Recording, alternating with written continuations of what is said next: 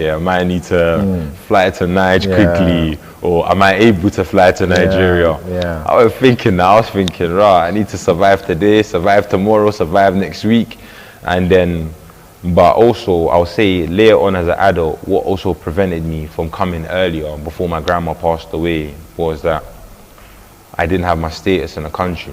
Okay. So for me, if I was to leave the UK, I would not be able to go back to my kids. Okay. So it was like, I couldn't take that risk. I had to make sure that was sorted out first. And that was sorted out, thankfully, thanks to the UN, the start of this year. And after it was sorted at the start of this year, when I went to go speak at the United Nations, it was a fact where it was no-brainer I was gonna come at the end of this year to go see my family. But also, I thought to myself, I'm not just gonna take this opportunity just to go reconnect to a family. I'm also gonna take this opportunity to find out more about myself, who I am. Because growing up, I've always felt like I had a hole in my chest because I didn't know who I was. I didn't know where I come from. I didn't know my tradition and everything else. Especially trying to fit in the UK, easy for you to lose your culture and everything else.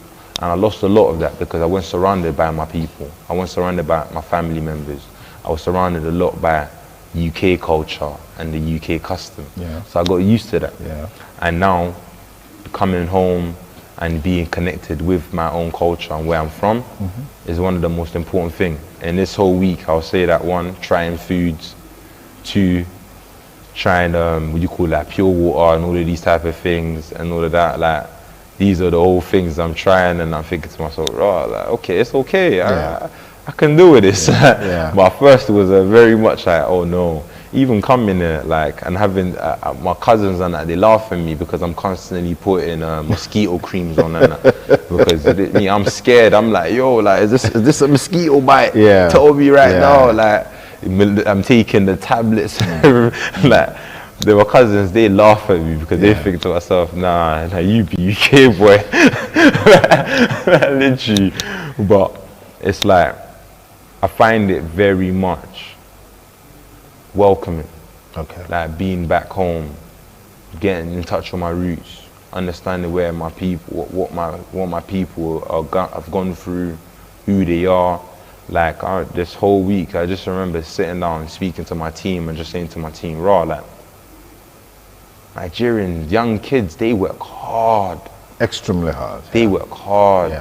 Imagine if they were given the opportunities that they deserve. If they were given these, they'll fly. They'll fly.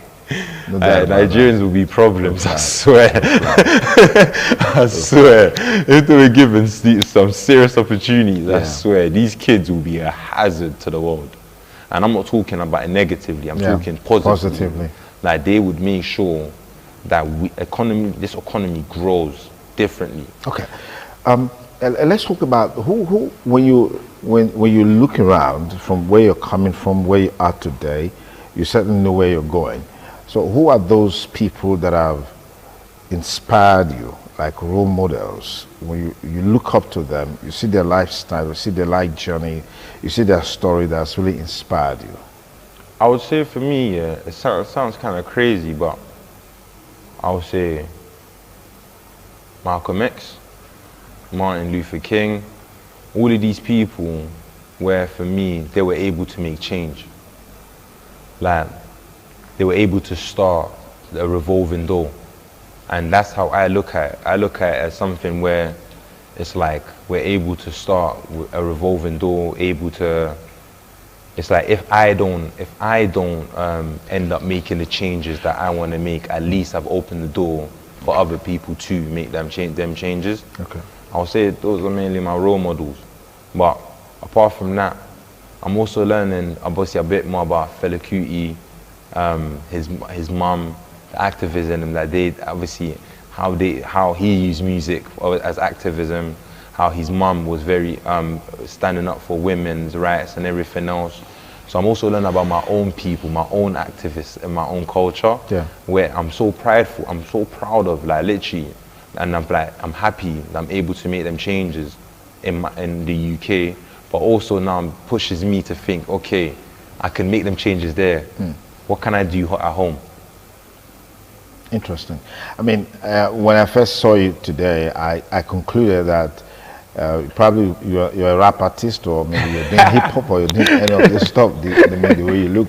So, this genre of music, which of them, really interests you the most? Which what would you say? Music. That question? Yes, Music. Yeah. What type of music? Yeah. Me, I'm a Benin boy, man. I like Charlie Poppy. I'm a Benin boy. All right. I know you left pretty young at age 7. So then you could speak Pidgin. Yeah. Can you speak Pidgin now? You still speak Pidgin. I'll say the most I probably know is how far now, how you did.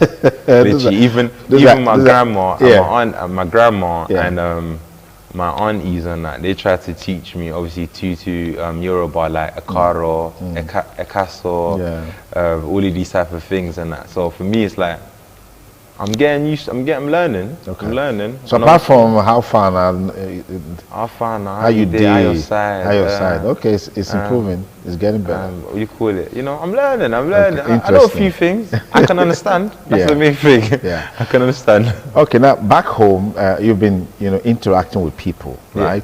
So, what projects do you have, like a platform to engage young people, dissuade their mind from violent activity? I mean, if you've been following some of the happenings back home, there's been a lot of issues around cultism, gangsterism, and all of those stuff. So do you have maybe like a project or a platform to have that sort of engagement to dissuade their minds from stuff? So for me right now, is basically, I feel like to make change, you got to understand the field and the economy you're dealing with. And that's where I believe this trip was very important for me. Because coming here at first was very much focused on trying to understand why people take that risk to travel illegally out of the country. And then obviously understanding that opportunities and everything else was one of the main things. Okay. Is a thing where, like, obviously I have a charity in the UK. So it's a thing where for me, I'm trying to then obviously see what opportunities I'm able to create over here for young people too. And I'll say it's creating like literally wanted to create like resorts and all of these type of things and opening more opportunities for young people in this country. But like I said, you've got to understand it to be able to think of a solution. Yeah. And that's what I feel like this trip has been for me, is understanding. I'm here for like a month. I'm here for a whole month. I'm not here for no 2 weeks or 1 week and then think, I'm going to leave. I'm here for the whole month. I'm here till January. And the reason I'm here till January is because I really want to understand everything. And I don't think even after that month I'm going to understand everything. I'm even sitting there with my team planning to come back next year. Okay. Like, I'm planning to come back a lot more so I can start implementing and be involved in making these changes back home. Okay. Because at the end of the day, yes, I'm able to make changes in the UK. And I'm very happy I'm able to make changes in the UK. But I'm Nigerian. That's where I'm from. Yeah. This is where my people are. Like, if I'm not able to help and make changes with my own people, then really and truly, who am I? Like, that's one thing that's important for me. That's one thing I take pride in. Like, literally, I'm able to make changes in the UK and I'm happy. The influence and everything else, being involved in the government, being involved in the policy changing, being involved in researches, being involved in documentaries, and being the face of forced criminality in the UK, I'm happy about that. But then now I've moved over to then being a face of criminality when it comes into the United Nations. Yeah. I'm happy about that too. But I'm also Nigerian. I'm gonna have to come home. My kids are gonna have to come here. Definitely. Like, literally.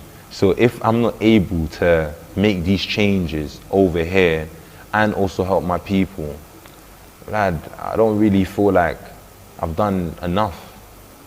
So for me, the vision is more than the UK now, more than the United Nations. It's also making sure I'm able to create something here. Like, if it's a little something to start that change, then that's cool. But able to create that. Okay, what's your advice for Nigerians in diaspora who had the opportunity to make impact, but a little bit reticent coming back home like you did?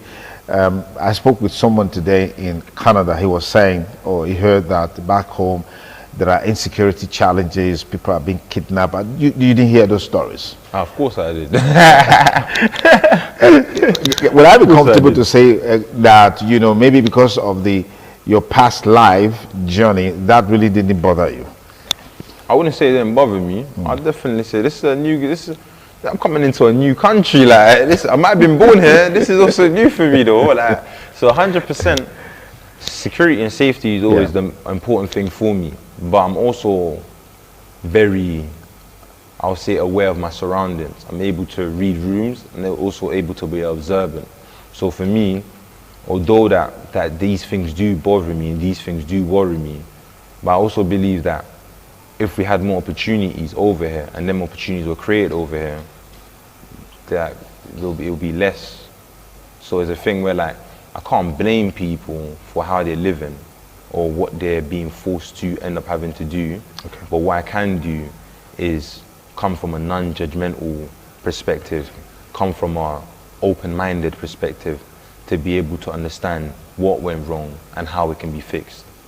So for me, yes, I'll say yes, I was scared. But two, I'm also aware of the fact that personally, I know how to read a room and I also know how to read threats. I've survived, I'll probably say 10, 11 years of people shooting at me, people trying to put holes in me. Like, so it's like for me, a month, I can do. Interesting. Like, literally, I can do the month. All right, as we gradually conclude this interaction, how do you spend your time? You're not working, you're not schooling, what do you do for leisure? I'll be real with you. There's a lot of people ask me this question of how do I, like, calm down. Yeah. There is no such thing as calming down if you want to achieve a goal or achieve a vision. Okay. Like, I'll say 24/7, we're constantly working. And that's just not, I believe if I can run a drug phone 24/7, I can run a business 24/7. And that's one advice I'll give every single young person. If you can run a criminal organization or be part of a criminal organization, then 100% you are a made entrepreneur, 1,000%. And that's one thing I encourage all young people that I work with in the UK. If you can run a phone, you can run the business. That's exactly what I end up doing. I use the exact same formula and the exact same, I'll say, structure of running a drug empire to create a business. That's exactly what I've done. And I believe anyone can do that. I just like that parting shot. If you can run a drug empire, you can run a business. It's basically, you know, giving it the energy, that same energy that you had, and then of course you realize your potentials and fulfill your dreams. Big Sosa, it's been a pleasure talking with you. I'm sure there are lots of things to learn from the conversation so far with our guests here. Please don't fail to leave a comment on any of our social media platforms where you'll be watching this video. I would like to know what you think about this interaction. If you learned something, please share with us. We'll be glad to know. Thank you so much for coming on the program Icons on ITV. I wish you the very best. Thank you very much for having me. Thank you. Thank you. And that's it on this week's edition of the program Icons. I hope you had a great time with us. Be sure to join us next week, same time on this channel. I'm Sonny Jikokoson. Do have a beautiful week ahead. Bye for now.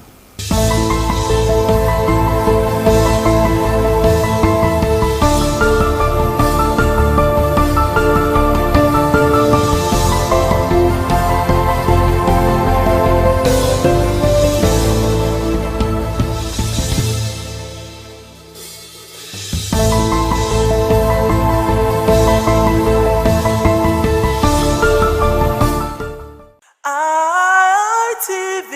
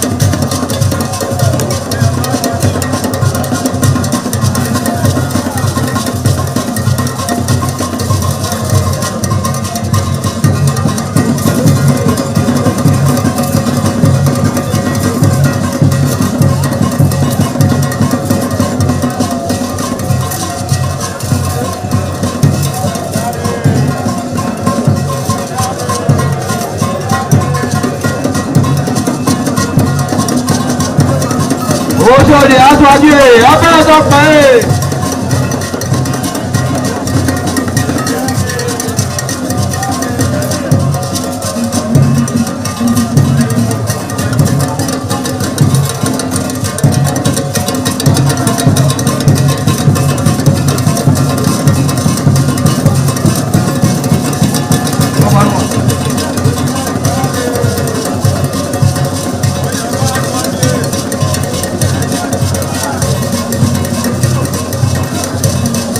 Àyàbá sókè abẹ́rẹ́ tó pẹ́ ẹ̀.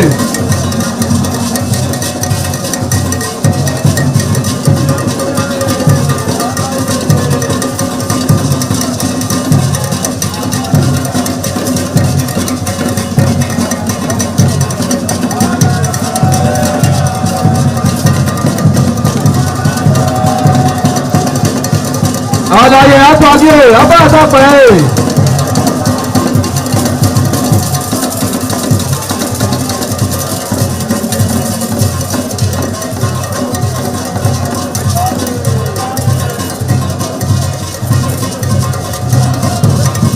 Ẹgbẹ̀túwà.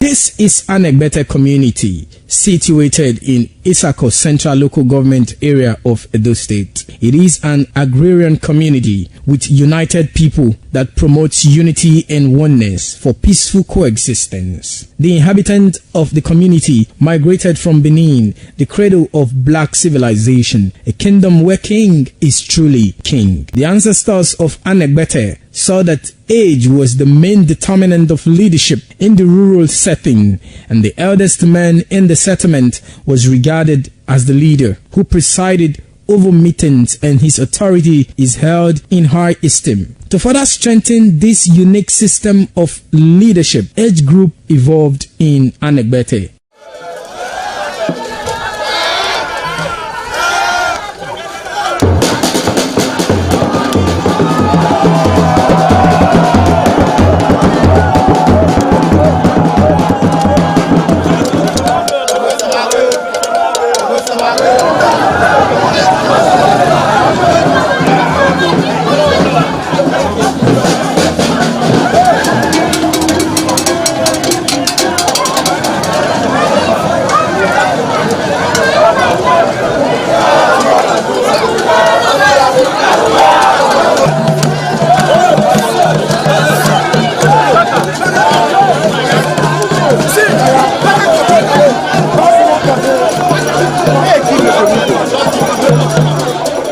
In Anegbete, age group is categorized into two, that is the common and the noble. Anegbete is rich in cultural heritage, as the community at noon saw the commitment of the festival with the first set roll out in beauty colors to showcase their might and strength, indicating their feet and ready for the responsibilities behold on them. The streets in the community with a feed up of young men and women adorned with the festival. Later, the royal family takes the stage as their children fight out royally and work in the community to showcase their might and fitness.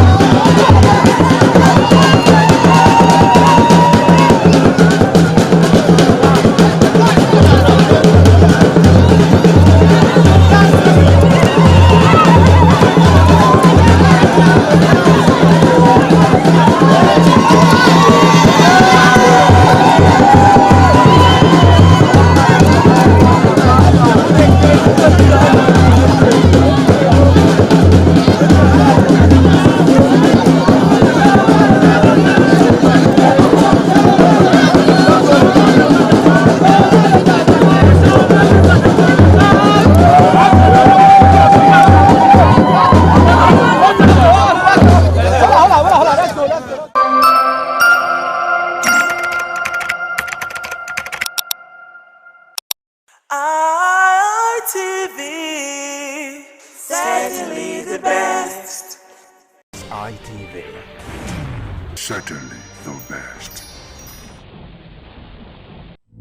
So much for joining us on the program Woman to Woman. I'm Adisuwa Sawage, and today on the program we want to look at prioritizing yourself as a woman, prioritizing yourself as a woman. Suffice to say, let the woman breathe. You know, a lot of women do so much more than they can handle, and just because they are women, they just keep going. A woman can be doing 5 things at the same time. She multitasks, and at the end of the day, what does she get for it? Sometimes nothing.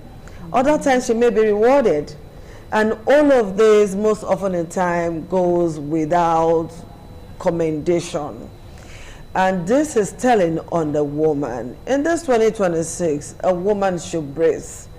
Just because a woman is a wife, or a woman is a daughter, a woman is just a woman, does not mean she should be a beast of burden. So that's what we want to talk about today on the program Woman to Woman. I already have Favor Eniye Omorege in the house. She is a nurse, a pastor, a counselor, a lecturer at the College of Nursing Sciences, University of Benin Teaching Hospital. And she's a woman you want to meet, particularly when you need that person to talk to you about something you don't really want to let out. But she's one of those few persons that you can talk to. They promote you now, so good. Thank you very much. Good afternoon. Nice being with us this evening. Happy New Year once again. Okay, thank you. And hopefully Dorcas will be able to join us via Zoom. We're trying to fix 1 or 2 things right now. Dorcas Onoga is a counselor, a PR practitioner, and she's going to be joining us via Zoom from Benin City. All right, Favor, let's go to our topic now. You know, prioritizing yourself as a woman, let the woman breathe is a lot. So, how does prioritizing oneself, what does it mean to you as a woman, prioritizing yourself? When we talk about prioritizing ourselves as women, it's talking about you putting yourself first, you know, acquiring some importance to yourself as a woman, seeing yourself as very, very important. Important enough to be first than being second. So when we're looking at prioritizing yourself as a woman, we're looking at you setting boundaries, having limits to care for yourself before you look at any other thing or any other person. Putting yourself first at every point in time, irrespective of what the society says, what the people around you says. Put yourself first as a woman. Consider yourself before others. Even the Bible says that you should love your neighbor as yourself. So love yourself first. Before you talk about your husband, before you talk about your children, before you talk about siblings and the society.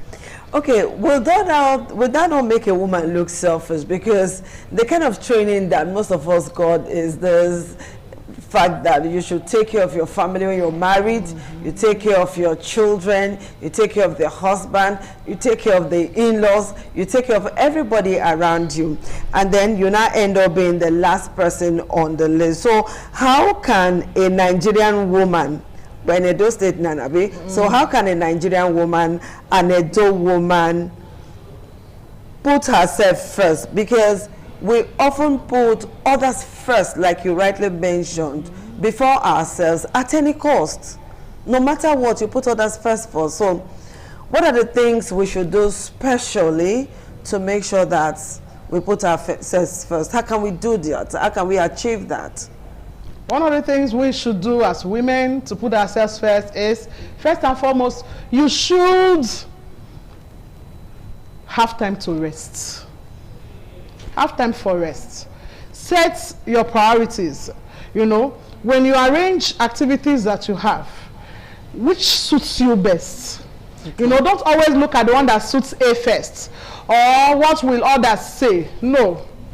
Avoid perfectionism by all means. You know, women would like to be perfect, doing everything in a perfect way. No.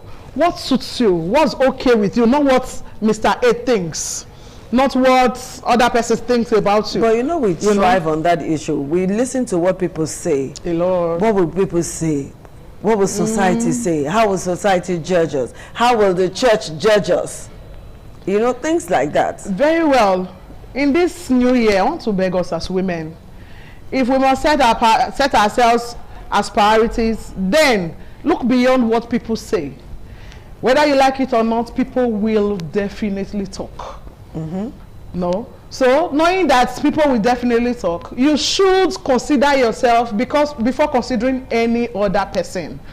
All right? How do you do this? Set your boundaries. Have, you know, timelines on what you want to do, how you intend to achieve them, without unnecessarily pressurizing yourself. Don't put yourself under any pressure. A lot of women have set that boundaries you've been talking about. Okay. A lot of women have. And a lot of women will continue to set that boundaries. But it gets to a point in that woman's life that that boundaries they are set, they cross it over by themselves. They shift it aside. And it is because of what will my in-laws say if she's a married woman? What will that, it's like society have kind of set these invisible rules that a woman follows stricto sensu. How do we deal with the issue of society? And how can a woman, like, just dust your ears, grow a thick skin? It's easier said than done. True. You know, easier said than done. So how can a woman set that boundaries for herself, ignoring whatever the society is going to say? It's even your husband that will judge you first. Abi. It's even the husband that will Very judge well, first. it starts from the judgment starts from the house, See, from the home. When did this one start? You know, so how can that woman set that boundary, hold it and own it, and say, look, this is boundary, this is me time, don't cross it? Fine. One of the ways to set these boundaries and own it is, you know, delegate duties. It's not compulsory you must do it. Okay. What's important is some of these things should be done. It's not compulsory, it has to be you. Delegate duties. You know, learn to allow other persons do some of these things that what you if think you don't have those other persons to do those things? What do? You know, like in some homes, some men would never accept their wives to have maids. True. All right? Very well. So how can that woman delegate? Before you answer that question, let's quickly meet Dorcas. Dorcas, how are you doing? Hello, Dorcas. Hello, good afternoon. I'm sure you can hear me now. I can hear you very well. Thank you for joining us. Thank you for having me on the show today. Okay. Happy to be here. Yeah. So we're looking at you and I as women, how to prioritize ourselves first, because we are used to putting every person first before ourselves. We think ourselves last. A woman is sick, and some other persons are sick around her. She wants to deal with those that are sick first before she remembers herself. She usually jettisons her own self-care. So what does prioritizing oneself mean to you as a woman, Dorcas? As a woman, prioritizing yourself, it will give you the atmosphere for growth, to give you the space for grace, not pressure. It means creating the mental, emotional, and physical space for authentic development. This isn't about isolation, but about intentional honoring yourself, making yourself comes first. Prioritizing yourself, making yourself to know that these are the things I should do, and set boundaries for yourself, just as the first guest has said. It makes you to establish a non-negotiable thing to work with. It means practical strategic withdrawal for certain things that drains you. It means reclaiming your narrative about things. Don't listen to what people have to say, but what you think is best for you. Making yourself comes first. Make yourself a huge coming question. First. Yes. How can we stop listening to what people say? How can we let people? Yes, how can we, you know, build ourselves to stop listening to what people say and just do things that is good for us? You see, in this life, if we want to do things that pleases people, you displease yourself. The boundaries are the limit you set to protect your energy, time, emotions, and value. They are not words to keep people out, but gates you control, letting in what serves you and filtering out what drains you. So for you to be able to set boundaries for yourself, you have to have self-awareness. Who are you? What are the things that drains you? What are the things that energizes you? So it's not left for you to decide which to follow. If you want to prioritize yourself, then you go for the ones that energizes you. So how do you feel? Do you feel resentful? Whatever it is, if anybody is crossing your boundary, how do you handle it? Mm-hmm. So when you are able to identify your core value, then you'll be able to protect what matters most to you as a woman. Well, will that not be like you're being selfish? Because in trying to create time for self-care and own your own space, focus on those things that energizes you, and then discard all of those that drain you, would that not look like the woman is being selfish and self-centered? No. Setting boundaries is self-respect and not selfishness. You have to recognize the fact that you cannot pour out from an empty cup. You have to be full for you to be able to fill others. So prioritizing yourself gives you that room to be able to develop yourself and make yourself full before you can put into others, because you cannot fill from an empty cup. Okay. You understand?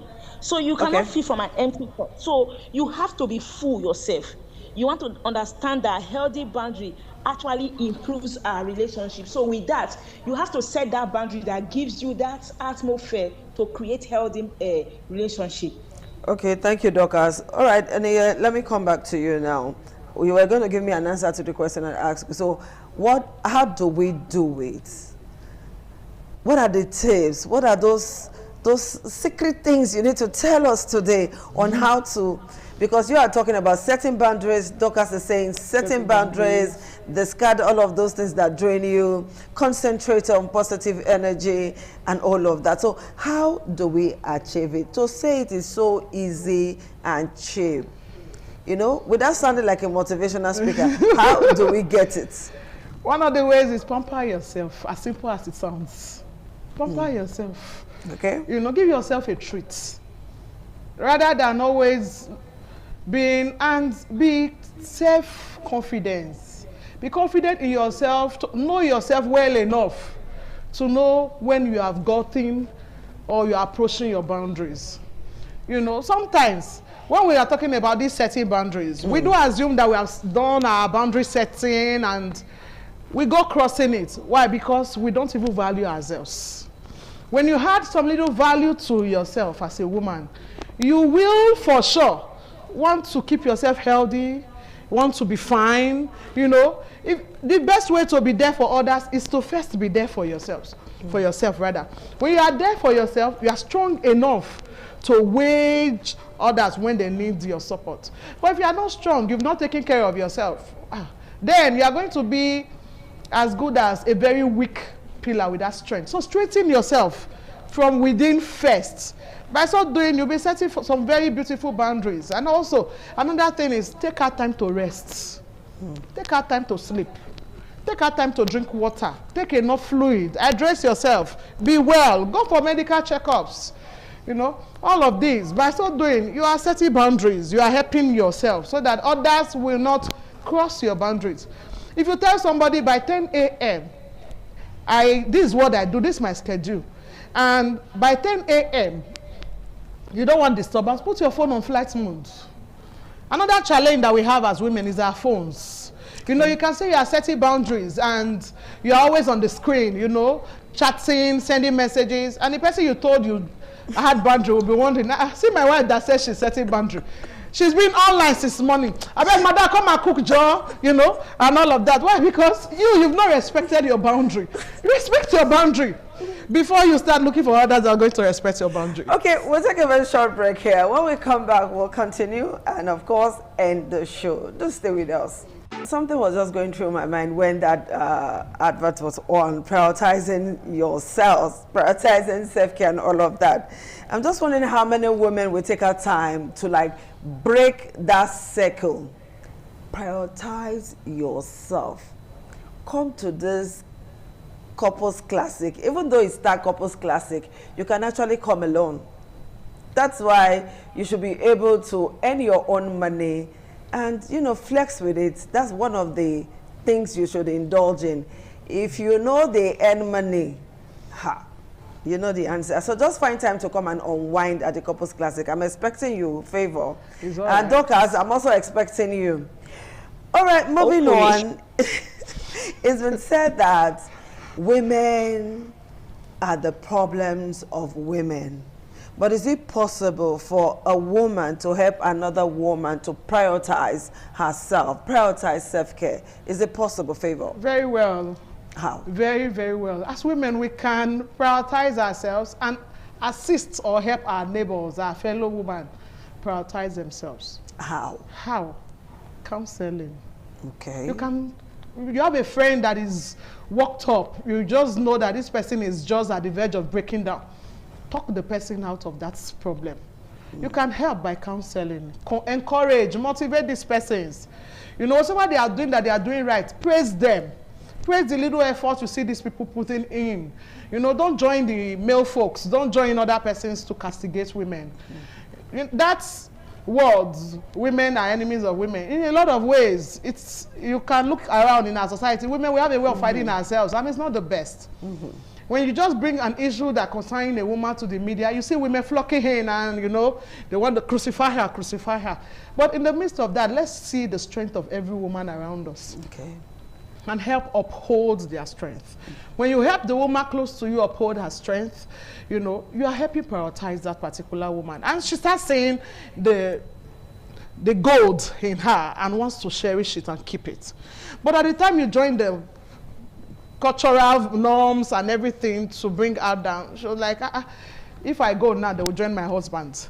If I go, they will say the husband is always right. So there's no need. But sometimes let's learn to tell ourselves the truth.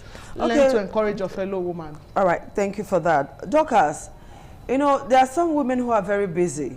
Very busy. Even when they are not working, they are busy. Doing house chores is not an easy task. Well, some persons say it as ordinary. Is it not just to do this or to do that? But it's a very serious business. So how can a busy woman fit into this self-care business that we have brought this afternoon to every woman out there? How can a busy woman whose schedule is very tight, how can she bring out time for that her tight schedule to enjoy prioritizing herself or to have that me time? Okay. For that, I will talk about SWOT analysis here. Know yourself. Know your strengths, your weakness, opportunities, and threats. Okay. So I will say we should take two here, which is this, your strengths and your opportunity. What are the things that you will do that will strengthen you, like I have earlier mentioned? So these are the things you should focus yourself in. How do you plan your day? What are the things that you do that gives you energy, that makes you to have joy and satisfaction? These are the things you should concentrate on. Then we talk about the opportunities. What are the opportunities out there? The opportunities that will make you to improve on yourself. The opportunity that will create the room for you, despite your busy schedule, to still have fun for yourself as a woman, that will in turn bring satisfaction to you. So you go for those opportunities in your busy schedule. You can say, oh, once in a week, this and these are the things I will be doing. I will be joining this conference. I will be holding this meeting that is going to take place. I will be attending this meeting. So by so doing, you are creating time for yourself. You are fulfilling your work as a woman. Despite your busy schedule, you also be able to cope all through. I mean, you make sure that both sides, no one suffers. You are able to give out that which is required of you to give out, and at the same time, you are able to satisfy yourself as a woman. by knowing your strengths and your opportunities. Thank you, Dorcas. We're pressed for time. All right, Favor, what's your parting statement now or parting sentence to our men who are watching this program, who have women who work from dawn to dusk without taking rest? What's their involvement in all of this? Because they must be involved. Yes, they have to be involved. It's just one sentence, please. Our men, please encourage your women. Make them happy. Okay. A happy woman will prolong your life and make your children healthy children too. Okay, Dorcas, what's yours? The men should try as much as possible to support the women. Money is not everything. Ways of encouragement, good ways. Support them, acknowledging their strength, acknowledging their efforts, praising them in whatever thing they are doing to ensure that the family is moving and healthy. When you appreciate somebody, you are able to make her to do more for the family. All right, thank you so much, Dorcas, for finding time to be with us on the program, despite all of that you told me earlier on. Don't worry, you'll be fine, okay? So get well as soon as you can. We'll miss you on the show. And Favor, thank you so much, too, for finding time to join us. We'll see you again very soon. Woman, prioritize yourself. Learn to breathe. Bye-bye. Thank you.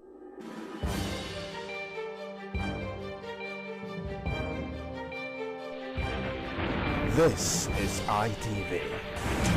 Certainly the best.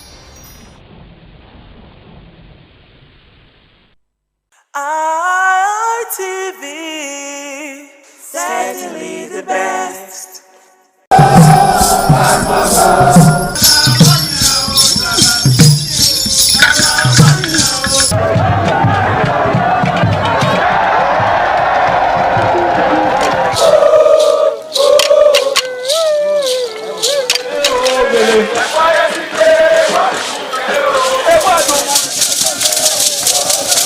The new Edion expressed excitement as they danced and rejoiced before the Esama of Benin, Sir Chief Dr. Gabriel Osawori Benedion, who also joined in the dance.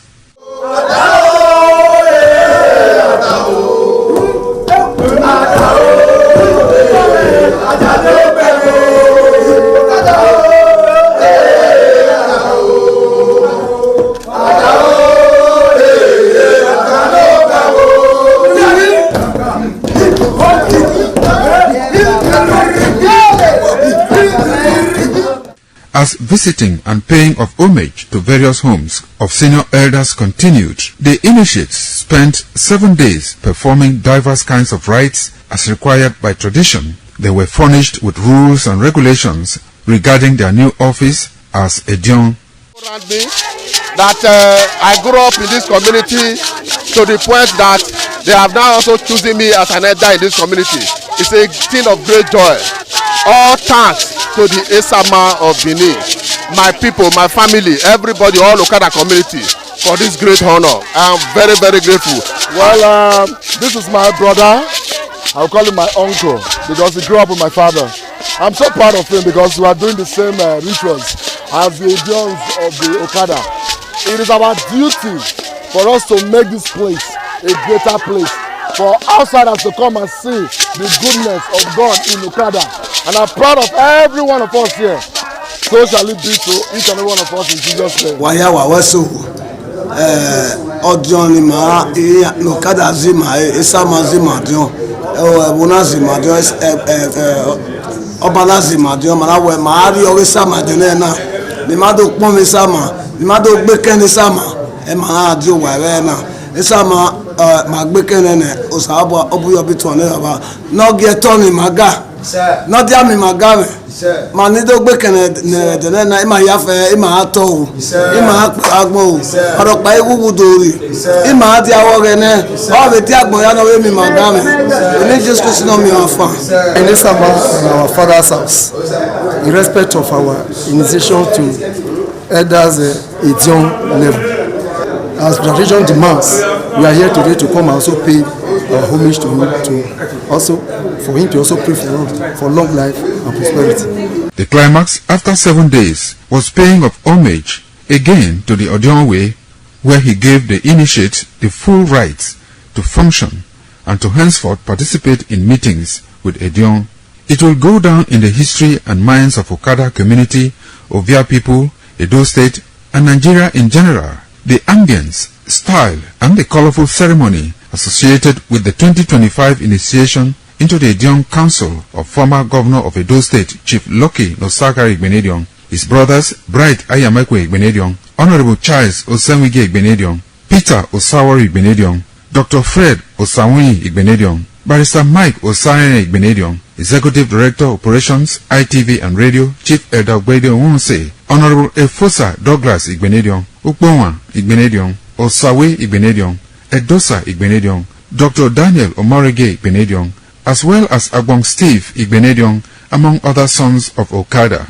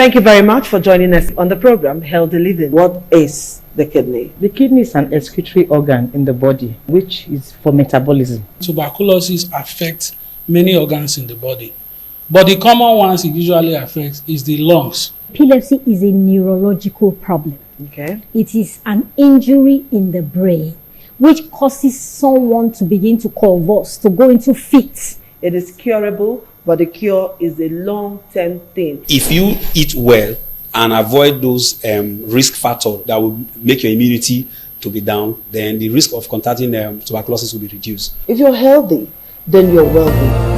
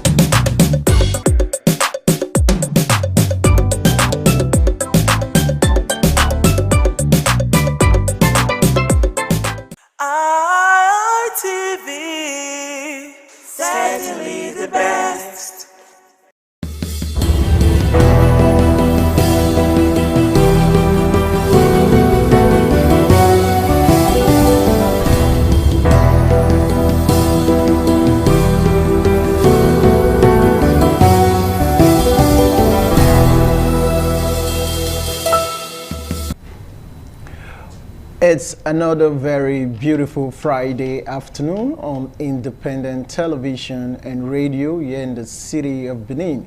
My name is Kingsley Okoje and the program is Issues and Voices, coming to you courtesy Network for the Advancement of People with Visible Disability. NAVID is a non-governmental organization that's based here in Benin City that is advancing the rights of persons with disability. Today on the program, it promises to be super exciting as we have a wonderful guest in the studio. Don't forget, we are on our inspiring series. Last week, we brought you a young lady who rose from ashes to become a successful lawyer in Benin City today, Kindness Idahosa, Esquire. Today, I have another inspiring story for you. A young man who lost his sight but found strength in his hands, and today he's a craftsman. He works with the Edo State School for the Blind as a craft instructor. But before I go to my guest in the studio today, my sign language interpreter is Goodluck Amusi, doing justice to our deaf community. Orobosa Igbinawaya, welcome to Hitches and Voices. Good afternoon, Mr. Kisley. Good afternoon, viewers and listeners at home. All right, Orobosa, without wasting much time, I want you to detail to us your journey from when you lost your sight and how you were able to navigate that experience. Just take us through that journey. All right, thank you very much. I lost my sight when I was very young, years back. So there was no hope of continuing education until some years God Almighty brought me out in His mercy. I was able to locate school for the blind. And after my primary school days and all that, I was able to find my way to vocational schools where I went to learn craft 2011 and 2016. And after 2016, 2011 was just a scratch.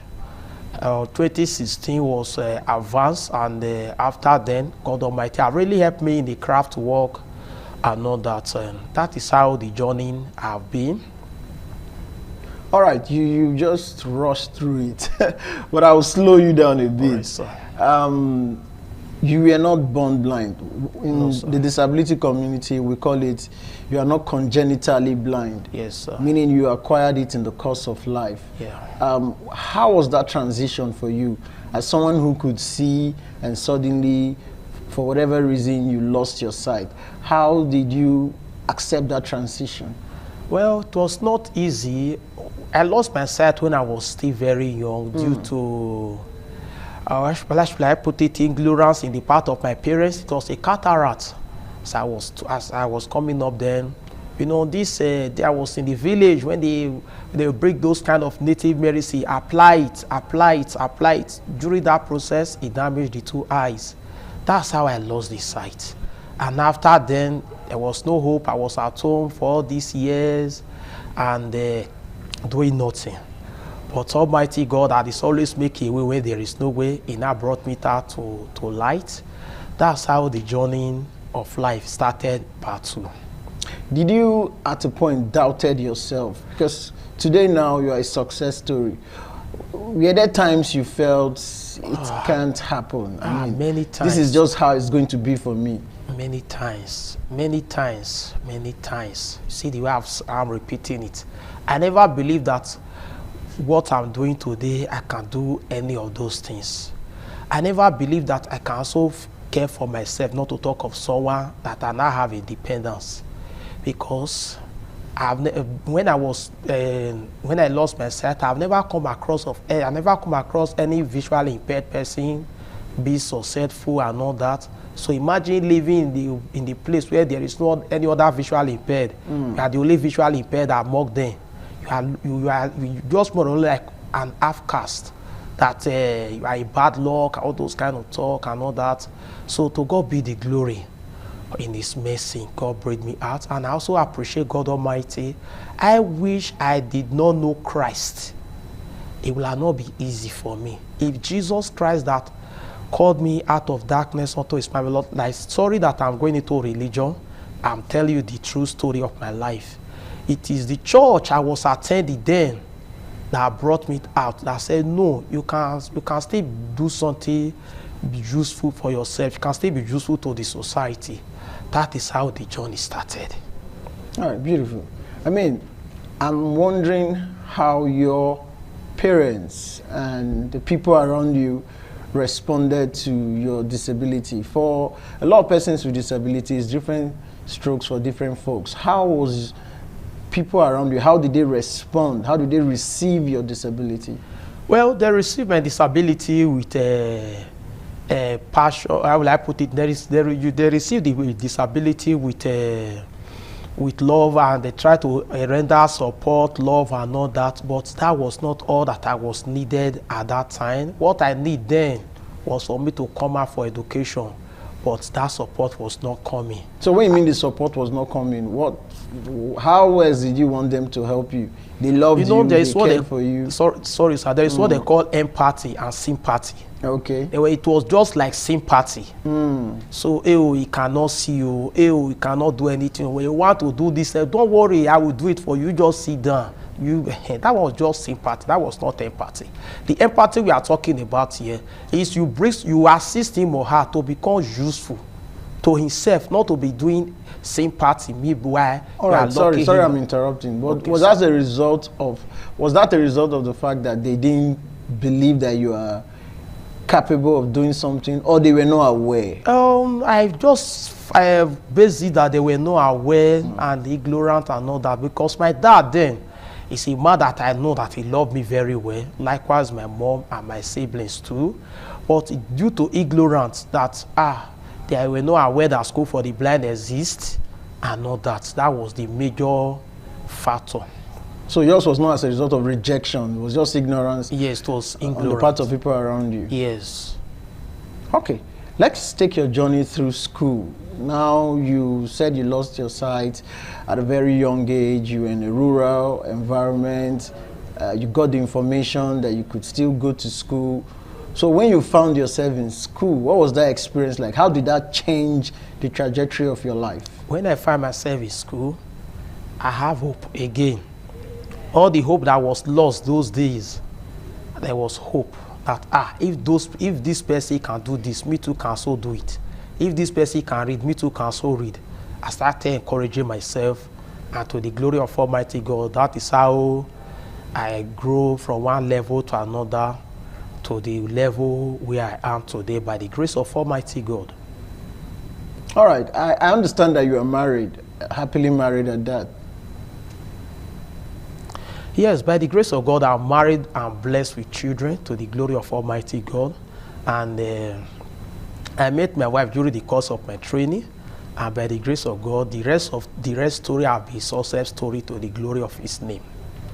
All right, we'll go on a quick break, still with Orobusa Egbinowaya, detailing his journey with us on how he rose from a period where he had to struggle to this period where he had, like he said, he now has people depending on him. So that tells you that persons with disability, we are not always dependents who are depending on people. We too have people depending on us for a living because we've been able to make meaning out of our lives. We'll go on a quick break, and when we come back, we'll focus our attention on how Orobusa became a craftsman.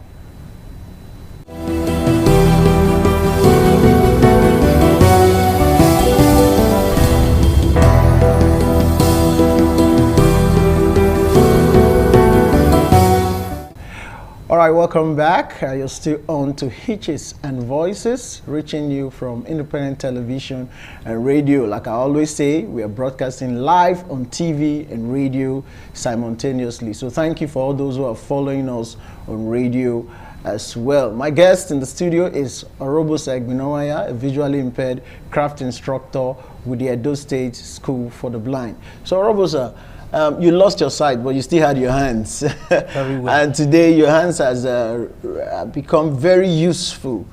So why did you go into craft? Well, by the grace of God, I go into craft at a result of let me diversify a miss. Let me just put it that way, because the support I was expecting was no longer coming. So I had to look for another means to continue life. That's how I entered into crafts. So today you are a craft instructor with the Edo State School for the Blind. Yes. But for a blind person, people will be wondering, he can't see. How is he able to become a craft person? No, that will require vision. He's supposed to see what he's doing. What would you tell people like that? Well, what we tell people like that are watching us now all over the world, despite that the eyes is not there, but every organs of the body, they are still very much intact. So whenever I'm doing this craft, I always go around to be counting it. You have a lot. You have to do with a calculation. And mind you, when you miss one, all your work will be destroyed. You cannot get the true picture of what you're supposed to get. So you have to be, as we are doing it, it requires a lot of patience and it requires a lot of calculation.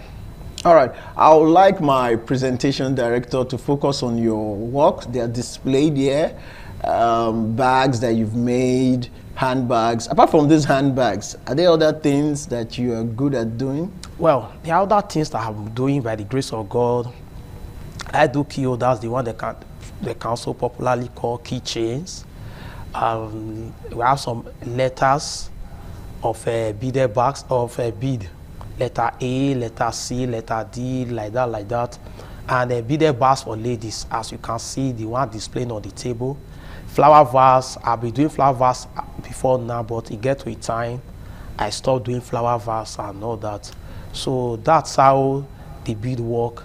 And when you talk about bead work, bead is a broad word, but I narrow my own to beaded bags because in bead work you talk about necklace, earring, hand chain and all that, but I'm not into all those ones. I focus on the beaded bags and key holders and flower vase. So I would like to ask, how's business been for you? Well, business is usually very sweet. You know, when you don't have a shade where you display or a store, a stand, so you cannot expect business to be moving the way it's supposed to be moving. But nevertheless, the Lord is faithful in His mercy, and whenever we produce, after a while, God still helps us bring customer, and we also patronize. So that's how the business has been going.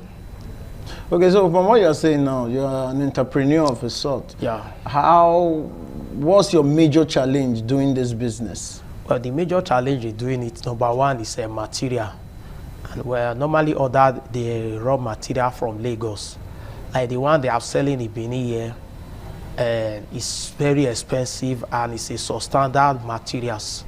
Because to get this money is very difficult. So whoever that want to get your product, you should get value for his or her money. So it will be out of wickedness for anybody to get your product less than how many days the thing has spoiled. So it will not be, the person will not be happy. Coming back again will be very difficult. So I always get my material from Lagos, and a good and quality one.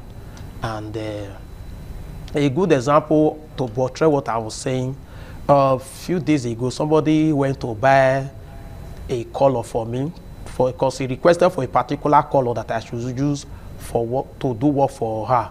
So I could not get that particular color from Lagos. So I now told her she went to the market by herself to get the color. You won't believe, I doubt if the person may use it for a long time because it was not a good quality. Those are the problem. So you want people to have value for their money. Very well. So you go the extent of looking for quality materials to do quality materials and quality work. And it's durable, it's top notch, does not have any rival. Yes, sir. That's a good one. I like that ad. You know, for many visually impaired persons, education is the only leveler. Very well. And when they often talk about education, they talk about it from the standpoint of formal education. But do you think that a lot of blind persons who might not be able to go through the 4 walls of a university, for example, how important is it for them to learn skill? And is it possible for persons with disability to become craftsmen just like yourself? Because some might be doubting. It's possible, but the problem now is that the only school that was doing that for persons with visual impairment, since all these years, the school is grounded. It's no longer working, it's no longer in session. So by the special grace of God, I believe in this. Which school are you talking about? A Nigerian Farmcraft Center for the Blind. Oh, you mean the Farmcraft Center for the Blind in Lagos? Yes. It's no longer functioning? It's no longer functioning. It's grounded for these years now. So how can a blind person go and learn some of the things you've learned now? Because you learned it from that school. Yeah. So the only school that is existing now that visually impaired can go and learn some of those skills is Oshodi. And Oshodi is very expensive, it's private. And I'm also appealing to our governor, His Excellency Senator Modi Okpebholo, that if he should also look into a vocational training center for visual impairment in the state, so that those people that lost their sight at old age, as they are, because it will not be easy for them to. It's not everyone that will become a professor or doctor or lawyers, so that they themselves can also go into skills, and so that they can also be catering for themselves and for their dependents. That's quite sad. I mean, like you said, not everybody can go to school. Some can become very useful to society with the use of their hands. There are several vocational centers in Edo State, and I'm joining you to appeal to that it's important that such centers are also inclusive, so that persons with disability will find their way to those centers and you know, get to learn some skill. But you are in the Edo State School for the Blind. Yes. You teach the visually impaired student their craft. How's that going for you? Well, is it encourageable? Well, by the grace of God, with the help of our HM and all other staff and the government and spirited individuals, well, it will not be easy, but God is helping us. We are pushing it small. And whenever we have materials available, we also pass the knowledge to the children too. And those ones that have also passed through School for the Blind, since my session there, at least some of them, they can testify to themselves. They can also do it, or they can still do some of those work which they learned there. You have a platform now to appeal to government. Or are you getting enough funding in terms of, you know, getting materials to teach some of these blind students? Well, the materials is not really there. The materials are not coming the way it's supposed to be coming. I'm appealing to our Excellency and all our officers over there that are watching me now, that are listening to me through radio or watching me through TV, that they should please give a fund to crafts department in Edo State School for the Blind, so that we can be training and train people that they themselves, after leaving the school, they can also be dependent of themselves. Beautiful. Judging from your experience as a teacher or a craft instructor in the Edo State School for the Blind, I'm sure you would have heard story of parents being reluctant to send their children to school, parents who are not aware that a school exists. What do you have to tell parents out there who, one, are reluctant, or two, are not just aware? Well, it's very sad that you have a physically challenged child or a visually impaired, you think he or she cannot be useful. It's very sad. There is a word that says there is ability in disability. That child, you think that he cannot amount to something good in life, please just give him or her the opportunity and see the wonders the Lord will bring out from him or her. Because the Bible makes us understand that the stone that the builder rejected become a chief cornerstone. That child, you think that he cannot amount to anything. I promise you, when you give him or her the education he desire, that he deserves in life, it will become the one that will be carrying the family glory. Please, if you have any child out there, either directly you know, or either it's your child or it's your relative, or you come across anyone, please bring them out for education. Anyone that can afford that education to university or whatever, he can learn skills that he or she can also be using to care for himself. No one is useless. Every one of us is useful. All right, you've learned a couple of skills. Are there other skills you would love to learn and go into, or you're okay with the one you've learned so far? Well, on daily basis, more skills are coming. No, if you depend on the one you know, 1960, the time will become obsolete. So we keep on praying that God give us the fun and the opportunity to learn more, the new ones that are coming up, so that the ones you know already will not become obsolete. That's why I'm asking, what other ones would you want to learn? I know there are some blind people who are going into farming now. Some people might doubt it, but there are blind people who are farmers, who are taught how to farm. When I went to Lagos, the Farm Craft Center you referred to, I saw a big farm where they use as their practicals to teach visually impaired persons on how to farm. And some of them who left there have set up their farms. They are doing well for themselves. I saw some blind people go into soap making. You know, I didn't know that blind persons can learn so many hand skills. Well, thank you very much. You talk about Fan Craft Center for the Blind. Fan Craft Center for the Blind is a very vast place that we are teaching so many things. Where visually impaired learn so many things outside crafts.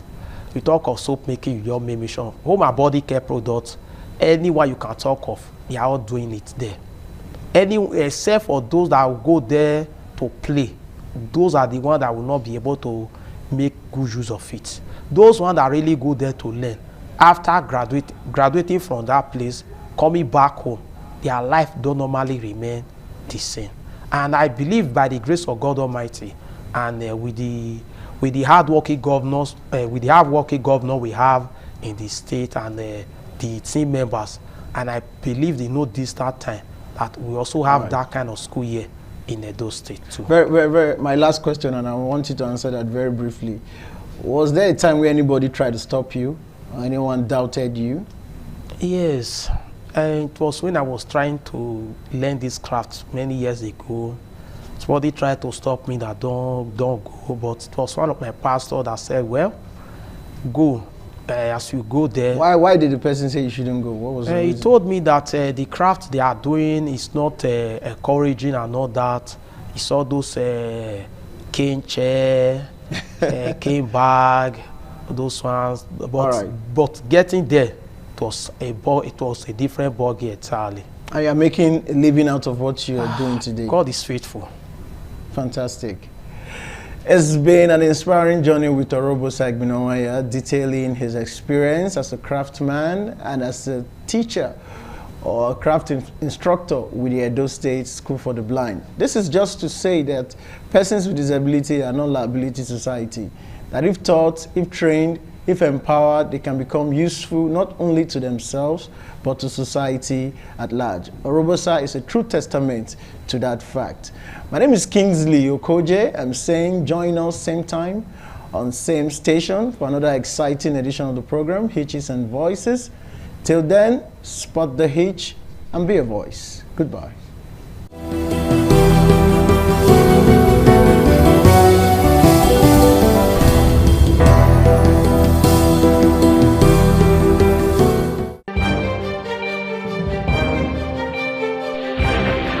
This is ITV.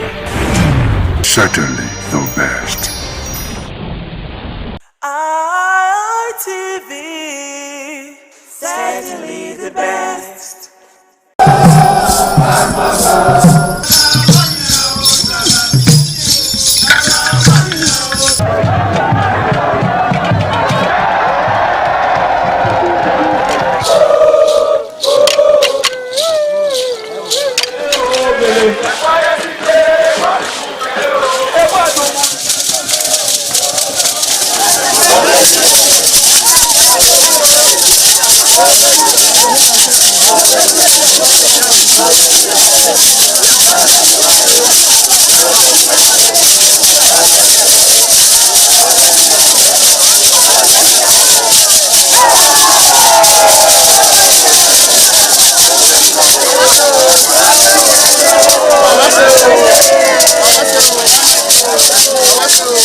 Top on the list of the initiates was the eldest son of the Esama of Benin and former governor of Edo State, Chief Lucky Nosakare Igbenedion. 11 of his siblings, namely Bright Ayamekwe Igbenedion, Honorable Charles Osenwike Igbenedion, Peter Osawari Igbenedion, Dr. Fred Osanwi Igbenedion, Barrister Mike Osarene Igbenedion, Efosa Douglas Igbenedion, Ukponwa Enes Igbenedion, Osawe Igbenedion, Edosa Igbenedion, Dr. Daniel Omorige Igbenedion, Agbon Steve Igbenedion, as well as the Executive Director Operations, ITV and Radio, Chief Elder Ugbeide Nwonse.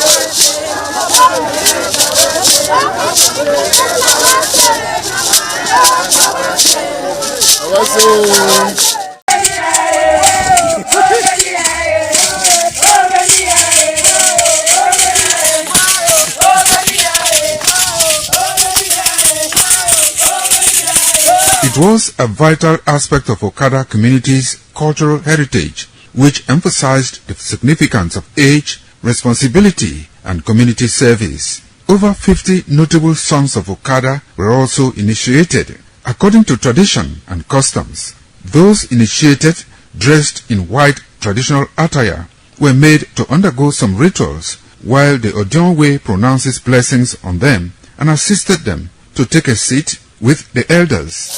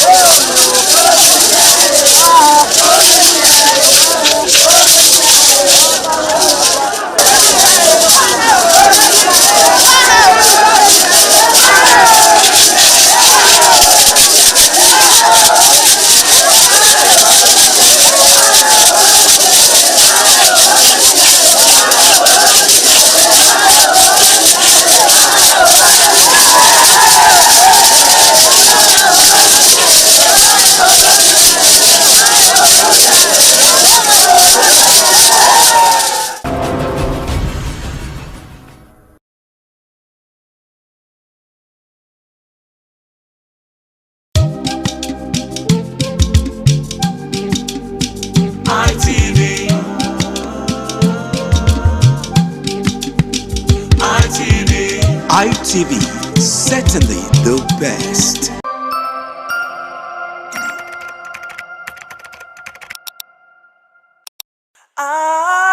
ITV, certainly the best.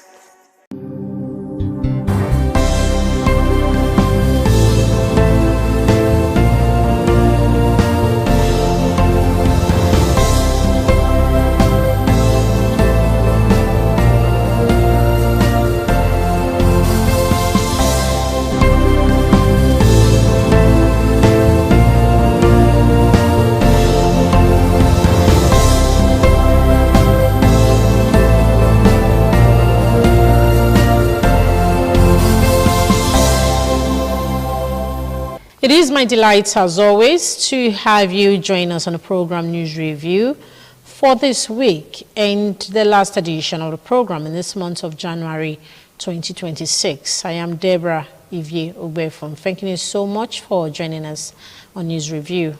Our first report for review this week says, the main entrance to the office of the Minister of the Federal Capital Territory, Nyesom Wike, on Monday was short by the staff of the Federal Capital Territory Administration as they commenced an indefinite strike to press home their demands. The staff, led by their union, embarked on their action to demand better condition of service from the administration of Minister Nyesom Wike. Unveiling of the 2025 renegotiated agreement between the federal government and the Academic Staff Union of Universities, ASU, President of the union, Professor Chris Pinowa, decried that poor governance structures in some universities have continued to undermine the effective utilization of resources despite the recognition of university autonomy in law. He He noted that while autonomy exists in principle, its implementation remains weak, leading to persistent external interference in university administration. According to him, the arbitrary dissolution of governing councils and interference in the appointment of vice-chancellors have become recurring challenges, undermining meritocracy and institutional stability. There have been instances where governing council's recommendations were rejected by either the ministry or the visitors in the states. Preferred candidates were imposed despite not emerging as the best ranked by the selection panels. Appointment processes are often skewed to favor political interests. Such interventions erode university meritocracy and create legitimacy crisis for the vice-chancellors that are appointed through that process. It often leads to prolonged internal conflicts in the universities, litigations, and staff polarization. This does not speak well of what the university stands for.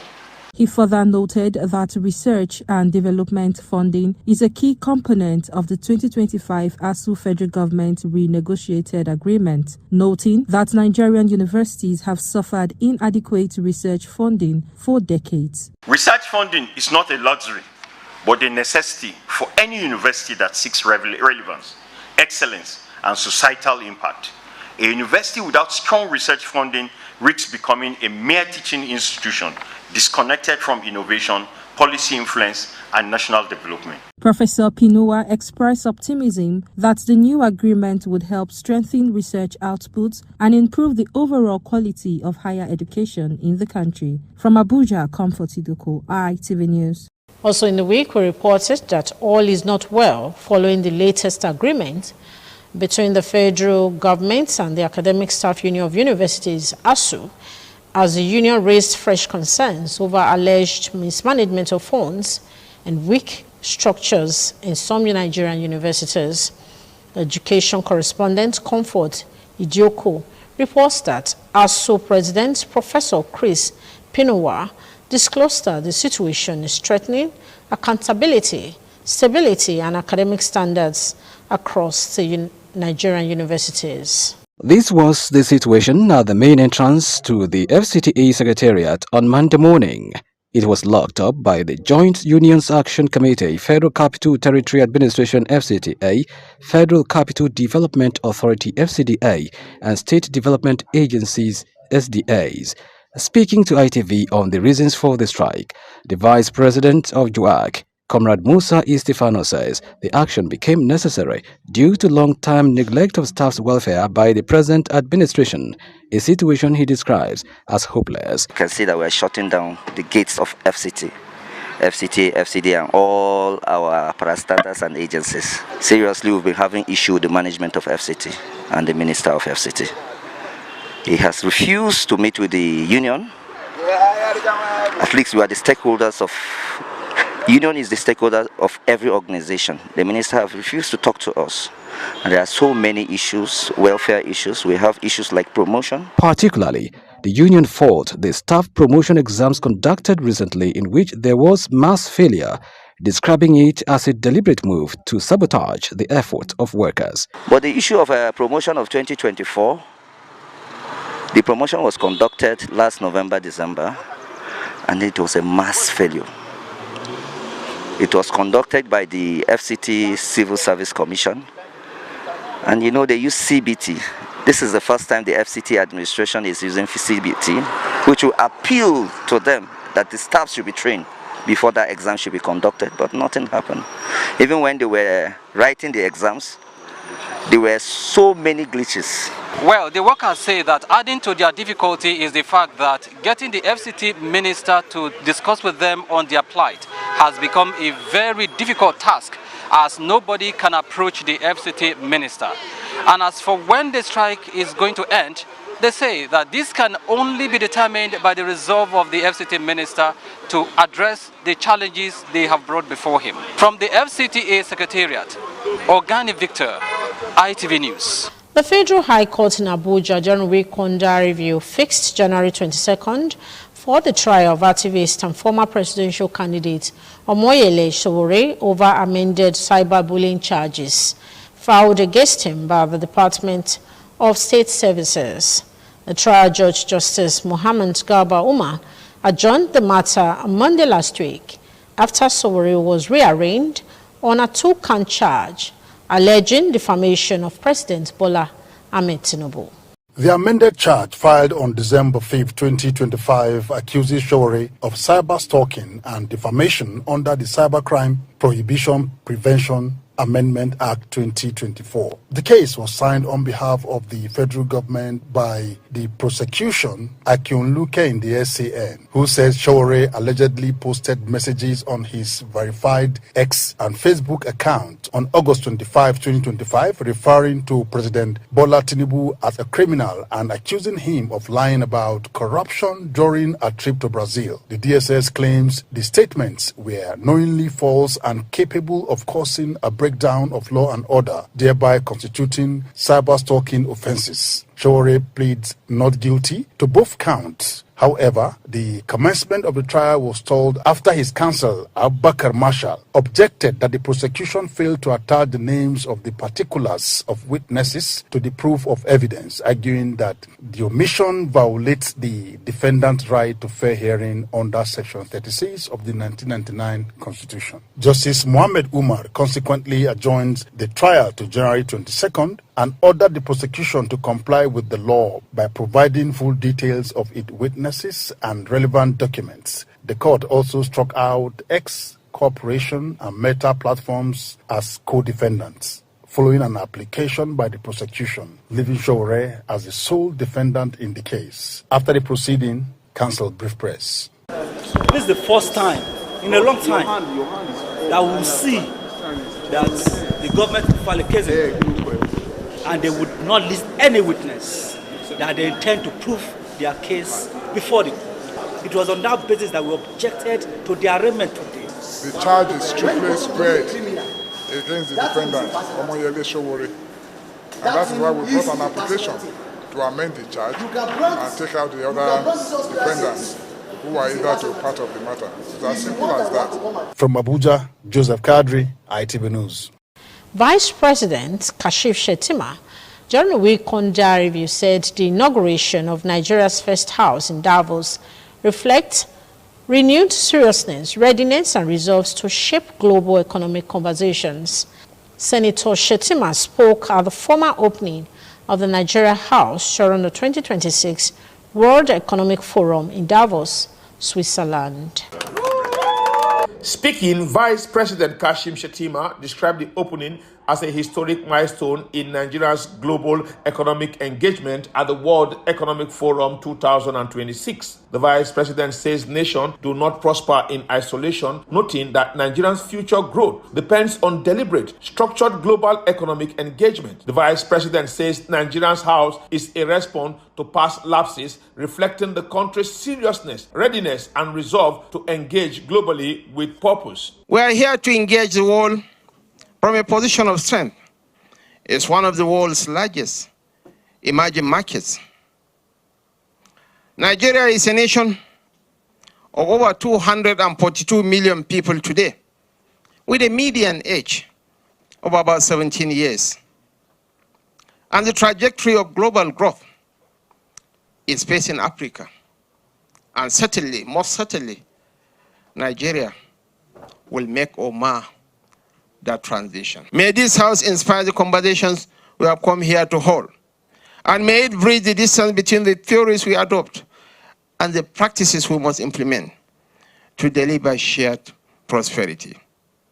Nigeria House is open. Senator Shettima says senior leaders across investment, foreign affairs, energy, infrastructure, technology, climate, and culture were brought together under one roof. He, however, stressed that the House's true essence must be driven by the private sector. Senator Kashim Shettima invited global businesses to leverage Nigeria's house, saying Nigeria is open for business and open for collaboration. Minister of Industry, Trade and Investment, Dr. Jumoke Odowole, for her part, says the project reflects strong public-private partnership and economic rejuvenation. She highlighted President Tinubu's reform as incentives for increased private sector investment. Iharo Atta, ITV News.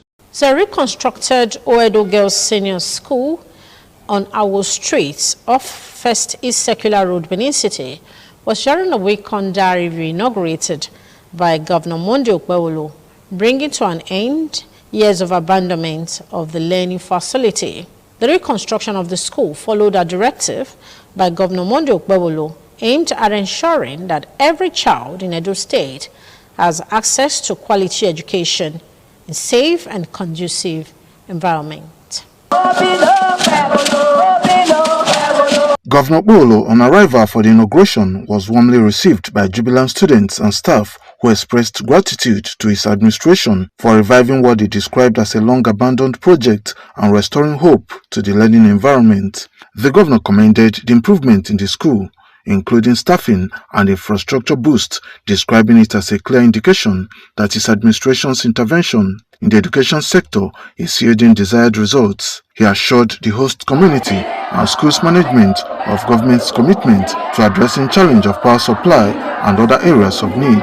One thing that gave me joy today is the number of teachers I'm seeing in this school. Because I remember some time ago, I came to one of the schools, I saw just 2 or 3 teachers, but today I'm seeing over 20. That shows that we are on the right direction. We're going to keep the light into this school. We continue to upgrade this school for the betterment of our children. Earlier, the Commissioner for Education, Dr. Padi Yamu, commended the project as a clear example of practical governance in action. He said the school before the intervention was an eyesore and a hub for nefarious activities. What you are seeing today is a testament of a governor who is committed, a testament of a governor who is passionate about every Edo child. On behalf of the children, sir, we want to say thank you. The reconstruction of Oedo Girls Secondary School is part of the Senator Monday Okpebholo-led administration's policy of revamping public schools and improving the quality of teaching and learning in Edo State.